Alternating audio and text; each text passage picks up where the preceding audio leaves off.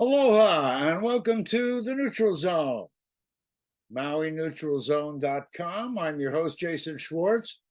You can find all our shows at MauiNeutralZone.com, but you can find us, obviously, at KAKU 88.5 FM, the voice of Maui, and on Akaku Maui Community Television Media, Channel 55. You can also find us at akaku.org under Maui Neutral Zone. You can find us. You can put our name in neutrals in YouTube.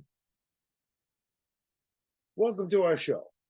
We are doing it in Zoom again today because my guest is busy and couldn't make the scheduled date at 11 there in the studio. So we're recording it. We're going to run it in a different week. My guest today is David Litman, who is the director of the TeranJYoung Foundation, and I don't want to steal his thunder. He'll be with us in just a second. I'll let him introduce what he's doing and tell you more about it. Aloha and welcome back here. We are at the Neutral Zone. Our guest has arrived, David Litman, the director of the TeranJYoung Foundation. I don't want to steal his thunder. I'm going to let you know what he does, and I think we're going to discover immediately why this is an important part of our community and why I'm doing it in Zoom at a time when we could have been in the studio.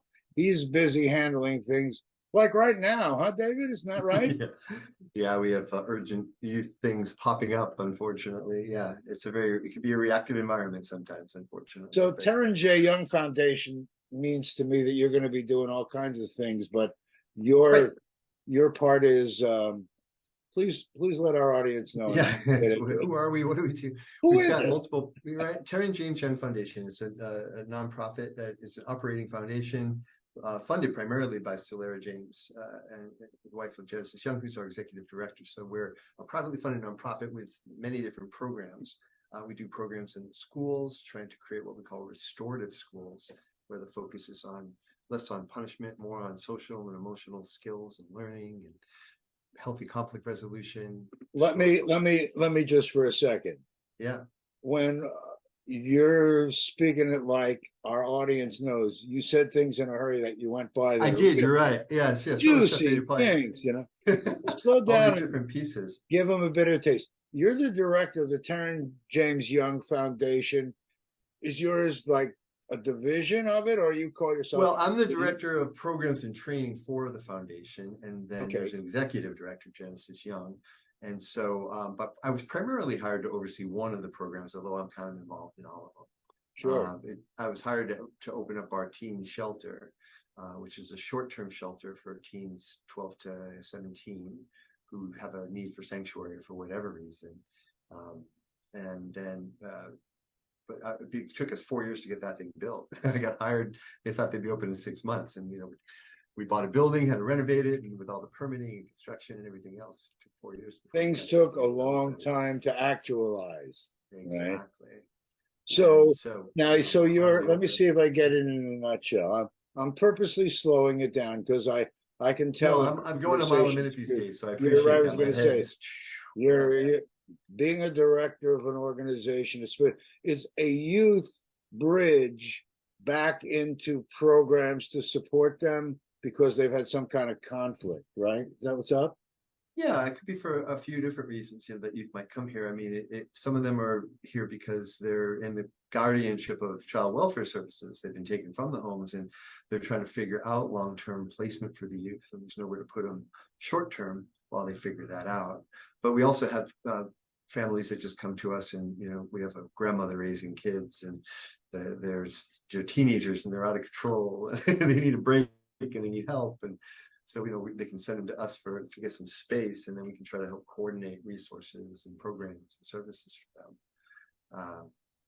You're sort of like the peanut butter to take all the different pieces and make them all seem smooth. Huh? You have to get in there and find out what's not working and make it better.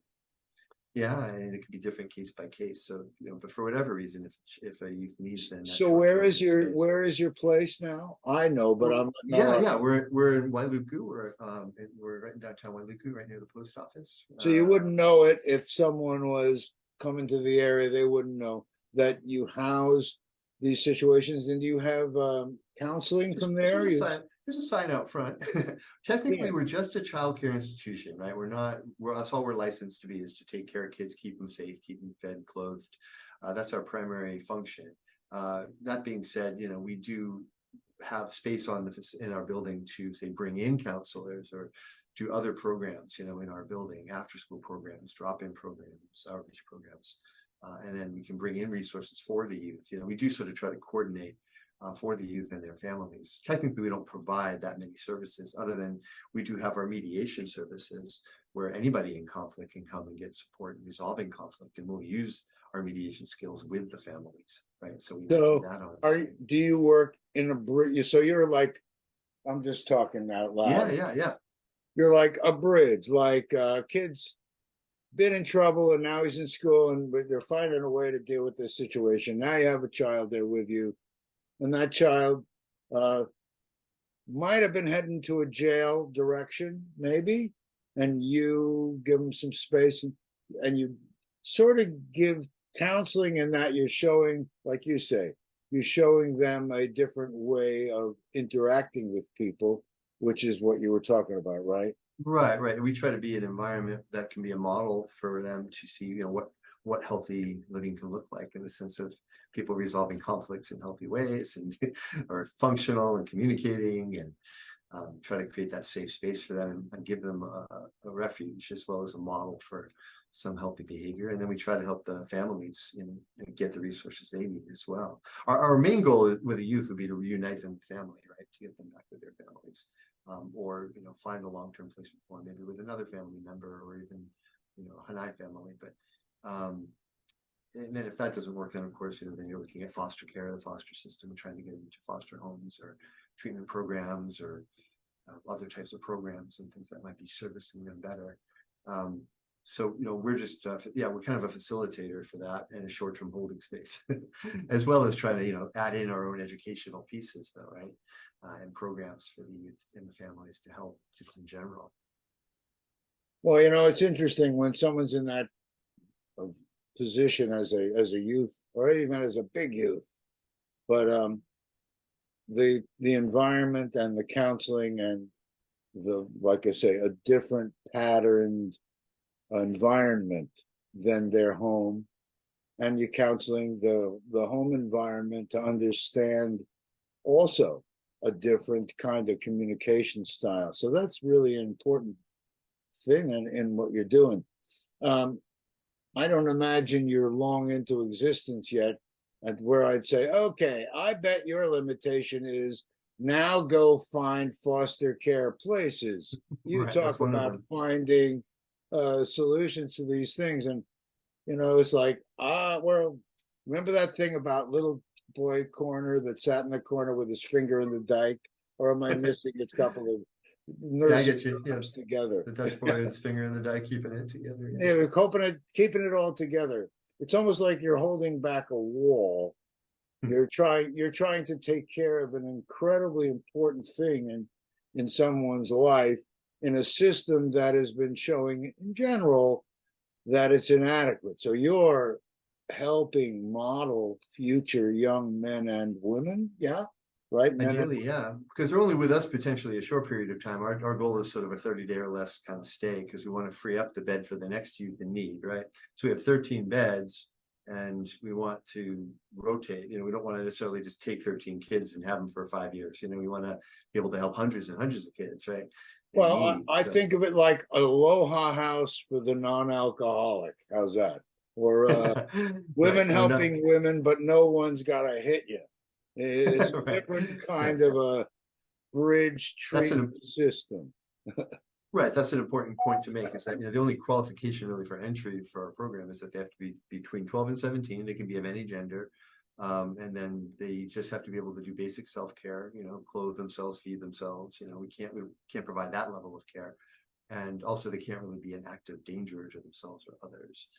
So the public can find you, either they can call you directly because they themselves would like to enroll someone, or agencies find you, that kind of a thing. Exactly. Yeah. And we're trying to do promotion because we opened on September 6th and it was crickets. There was no one coming. I thought we had, so we had to do more promotional work, which I've done.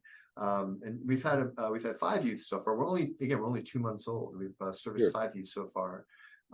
3 of whom are actually already discharged from the program. So we only have 2 in the program at this moment, right as we speak. But one more might be coming in today. We're not sure. It's going to be a very revolving door, right? In providing service. But yeah, that's basically the only criteria. So they can come from a number of sources. And do you keep them a minimum time, in other words, so that you have a chance to do your work with them, or you're shooting? There's not an established minimum. I mean, it could just be that a family just needs 24 hours, just as a respite, and they just need some space, and then they're going to try to get back together on their own. I mean, we're technically not officially, involved with their situations, right? It's like they can kind of, guardians can come and take the kids as whenever they're ready, but we're going to offer that. We're going to offer that as a service. We're going to check in and see, hey, what is the issue? How can we maybe you need a little more space, or maybe they don't, maybe it's just a short-term thing and they just need a little help. It's very case by case, it's going to be very situational. So, well, I know you for a while, so I would say, well, the reason that David Litman is in this position is because he is a great guy. He's a guy. I've watched you not only raise your own kids, and I'm sure that has had a dynamic in your learning, but you're a counselor. You wanted to tell us a little about you. I'm sure. Oh yeah, sure. No, important, I think, for anyone coming to you to realize you are not just a guy off the street. You come qualified. I've really always had this feeling when I've known you. What a terrific, grounded guy. When Janice and Solara found you in this way, I thought, what a great choice. So help me. It's an interesting job. I mean, ideally, you'd want someone who's run a youth shelter before, and I never have done that, but I've done a lot of other things and have a lot of analogous, skills that I bring in, right? So yeah, I am a licensed marriage and family therapist, so that helps a lot, having that skill, and being able to do counseling. Even though the people who come in aren't my clients, I'm not directly counseling them, I still have that skill that I can bring in.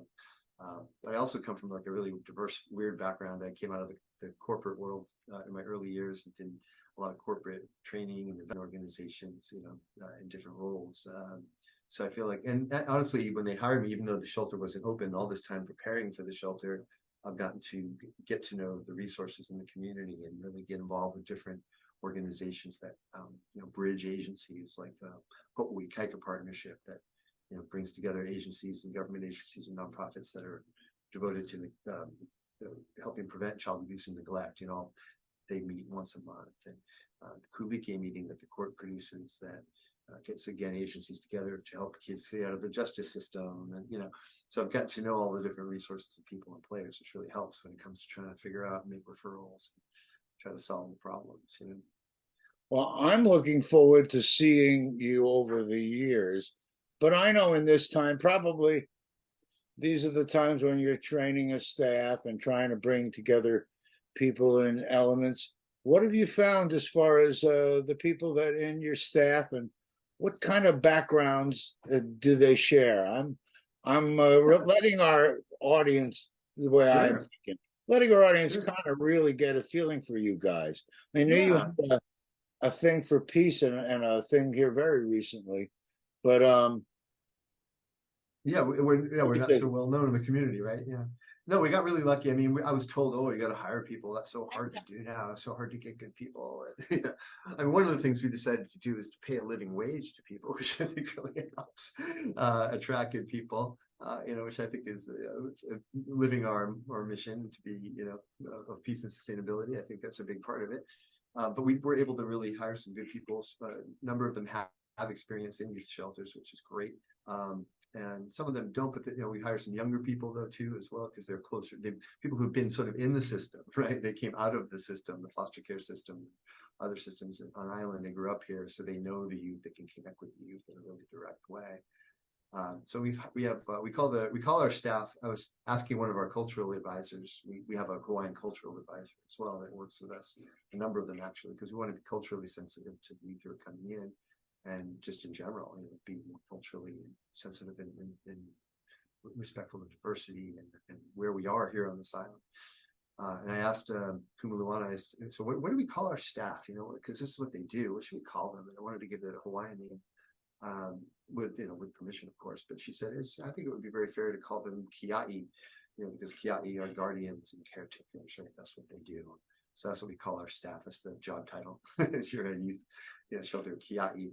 And we have 10 kia'i right now. Of course, because we have to staff 24/7. We don't want to have ideally 2 people on shift 24/7, sometimes 3, depending on how many kids and what shift it is. So we're trying to really cover and make sure we have that support available as you come in. And so they have that diverse background, but they all have the desire, at least the willingness, to approach the youth with those 3 components that we think are important, which is trauma-informed care, recognizing that the youth are coming in traumatized and being sensitive to that and caring.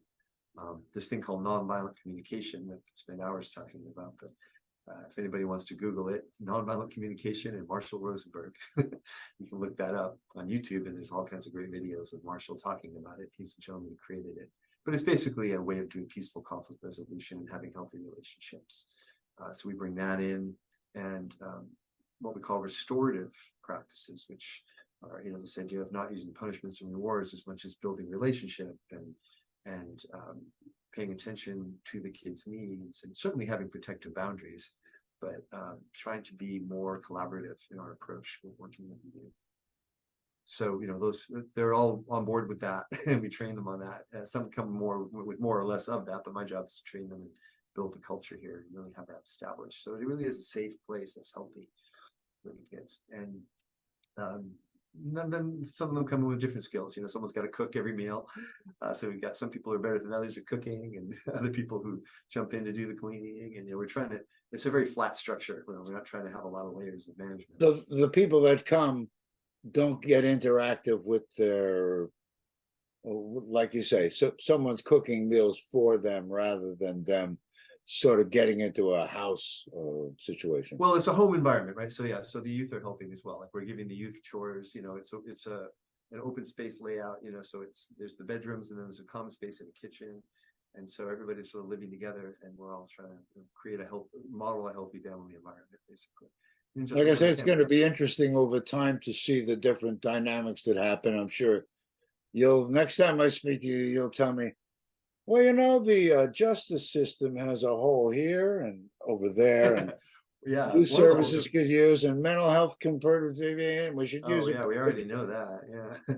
Well, the foster system in particular I think we're going to start doing more work, maybe helping with getting involved with maybe lobbying for change and helping support the foster care system so that it's both, easier for appropriate people to become foster parents and easier for them to maintain that and make it more appealing, because we need more foster homes on the island. I mean, that's a huge piece that directly affects us, because a lot of the youth come because when they come in, if there's nowhere for them to go, so much for 30 days, right? We need to make sure they can have healthy places to go, and having more and more foster care resource on the island is a big deal, and something that our nonprofit's going to get heavily involved with, I think, in trying to help promote and fix. Well, that is a big gigantor issue. We had I don't have to tell you, but these shows go all over the world. We in Maui, we love our visitors, but sometimes our visitors want the spaces that we need to live here. And in some of that and how it's worked into our economy has created a situation where we don't have enough local housing, and the new things get bought by people a lot that don't live here, that rent it back to people here that can't afford to live in these things. And so it's a massive, we're on radio and TV. We can't use some of those words, especially when teaching. But this thing is a major problem. So what you're doing is an incredibly important thing, because people that are in those development years are having the same kind of housing issues and challenges. And I'd say people of all ages are having housing challenges. So the foster Yeah, care system and the whole thing, it creates, it's going to be interesting to see. I can see that Solara and Genesis, and because they have resources, can expand in different ways. You probably know about, many people know about Hale Mahaolu, which is a housing thing that works with HUD and provides housing for people, kids with families and stuff. And they also have a thing for seniors and helps off with rent. So all this is going to be coming out. So your voice and your experience with the youth in this area will play an even louder and more significant voice over time. And you have such a beautiful and easy demeanor about things that, I can I sound like I'm rough, but you've developed that nonviolent communication style. I've Again, tried. Yeah. It's kind well, of like a duck. It's like a duck, right? It looks all calm on the surface, and below the water, you're oh pedaling yeah, if you furious. look under the water, this guy is pedaling. I know, I know. Well, it's hard, because we are only 2 months old, right? So it's like we're a toddler, and yet we're growing fast. So we're not an infant, we're a toddler at this point, but still stumbling and falling down a lot. Well, and I think that's Learning why as I we go. wanted you on to let the public hear about you. Sure, yeah.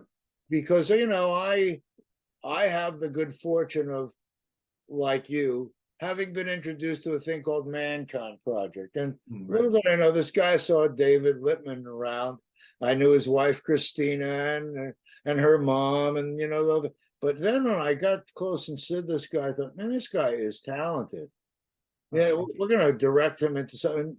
Genesis, we just did a Mankind weekend this time. You know about it.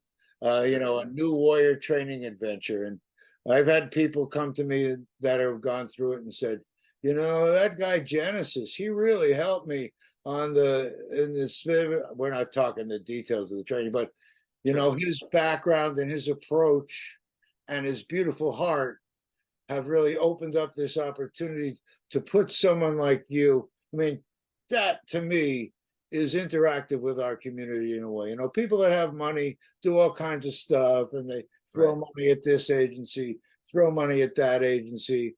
But to create a new world, we need to create new foundations and new solid things that think in a way of nonviolent communication. The idea of restorative justice, that whole thing, can you explain that to our audience in a little slower, better way? Sure. Yeah, Because of course. the words restorative justice really It's say so yeah. much. It does. It's a whole other division. Actually, that's the other program we run is Restorative Justice Center of Maui, and we're trying to get those concepts really into the court system here, especially the juvenile court system. But the idea of restorative is if the opposite of punitive. So the theory is that if crime hurts, or if harm is done, then whatever's done to fix it should be healing, and punishment just does more harm. And the argument is that if punishment worked, we'd be in the safest place ever, right? Because we have so many people in jail right now. And so there's this theory that punishment is going to be a deterrent, right? And that if you under the threat of punishment, you'll do good. And it might work to a certain degree, but it tends to cause a lot more harm than good. And so, it really just came out of indigenous cultures, right? So if you were in a small village, right, and small tribe, and someone does something that causes harm, you can't just throw them in a jail. You need that person. They're a valuable part of the community. The community doesn't have resources to kind of exile people. Sometimes they would exile them out of the village if they're really dangerous. So this isn't to say you don't use protective force, right, in certain situations, right? Some people aren't able to be part of society, and they need to be protected. Society needs to be protected from them, but in most cases, if a kid spray paints a wall, what's the right answer? As opposed to punishing them, wouldn't it be even more effective, and even in a way more difficult for the kid, but more valuable, to bring that kid together with the person whose wall they spray painted, and actually facilitate a healing there? What does it take to make it right? And give people the opportunity to make it right. Because in the current justice system right now, the guy whose wall was spray painted isn't even involved. Right, it's like the state takes over in criminal cases, that they do the prosecution, and the victim never even gets a voice. So if you ever look up, there's a great TV series that Ben Jones did called The Redemption Project, and it was all about him helping facilitate these conferences between victims and offenders in crime. They would get the victims and offenders together. Oh, Now, of course, you don't just throw them together. I mean, there's a whole process to this, right? To create safety. I mean, obviously, the offender has to be willing to admit that they've done harm, for this to work. But if they are, then there's all this healing that can occur and all this repair that can occur. And so that's really the idea in the schools. Instead of suspending a kid and just kicking them out of the school, like that doesn't really help anything. Why don't we actually facilitate figure out what is it that caused the behavior in the first place? What's underneath it? How do we make it right? How do we fix and repair things? So that's kind of a short version of restorative justice. It's this idea of having healing and repair as opposed to punishment. well, I think that's really, I look at the two ends of the spectrum here, right? A restorative justice system for someone that's done wrong, that needs to come back right, see eye to eye and level with the person they've offended, and make things better together. What a beautiful concept. And in the other one, the youth who need that extra help to look at things in a different way. Yeah, I can see that. Go ahead. Sorry, go ahead. I was just gonna, youth do well if they can is kind of a theory. Sometimes it's not because they don't want to, it's because they have ability issues, right? And you want to consider those too. well, those two things go so well together. I mean, I hope that the restorative justice system and the nonviolence factor and the communication factor really gets embraced by the school system. I hope that they're open to that, to be able to create an environment so when you let someone back into schools, that the places they're going back to are improving the general quality, sort of fighting against the social media aspects of our world. I had a guest on today I did a show this morning. In fact, him, Scott Bushnell, was talking about the things he has in the jail. He has groups of men together in the jail. Our world needs communication, and I can't even put it up into a more important place than how important you are, because the people that go through your program will be ambassadors for this kind of a thing wherever they're going. And what you're doing is, what do we say? We and Mankind Project lay a foundation for the future of our world by setting an example. And in what you're doing it and setting an example. And again, I know we're early in this, but you wouldn't have set up this foundation with a guy like Genesis and Sulara unless the outcome was going to be something that could be impactful and positive into the community. Positive into the community. We who are blessed in what ways we are need to find productive ways to give back. And I almost don't like keeping you here. I know you're so busy. You've got a teacher to go call back. Any important things that you'd like to share? I know I have your information sitting on screen like you've got, which is great. A couple of things. We have a mediation training coming up this weekend. If people are interested, there's still time to sign up. This is how you can learn to be a mediator of conflict. It goes from 9 to 3 on Saturday and Sunday. Well, because we're not live, this won't be on right after it's over. But we'll have more of those. Yeah, if you're interested in learning how to resolve conflict, you can contact us. And of course, to help me get the word about the shelter out, we want people to know about the service. Because I think it takes time, to get the word out into the community. I think so people can know that the service is here, and feel free to just call us, and we can tell you more about it. Of course, you can go to the website to see more as well. But the best way is just to maybe call and ask questions. So you're not a crisis center. They can't get one of, hey, I'm sitting on the street and I've got a crisis right now. What do I do? They don't call you? No, that number would be 988. That's the best number to call for crisis. If it's not an emergency number is 911. But if it's urgent, 988? Well, that's the CARES line. It's run by Aloha House, actually. Manages it, but it's a non-emergency but urgent kind of care line. So let's say someone is needing support for whatever, you know, they're depressed, they're down, they're feeling, maybe feeling even, there's, of course, there's suicide hotlines as well, but if they are feeling suicidal, they can call 988 as well. But let's say they just need support. They're not sure what to do. They're, you know, their kids been kicked out of the house by their parents, you know, they can call 988 for support as well. Or adults can call it, you know, anybody can call it really if they're in need of supportive resources for anything. Like, it's another information line. It's called the Hawaii Cares line.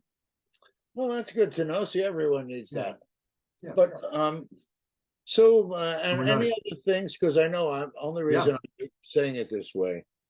I don't want to run out of time and miss the most important things that you would like to be able to share.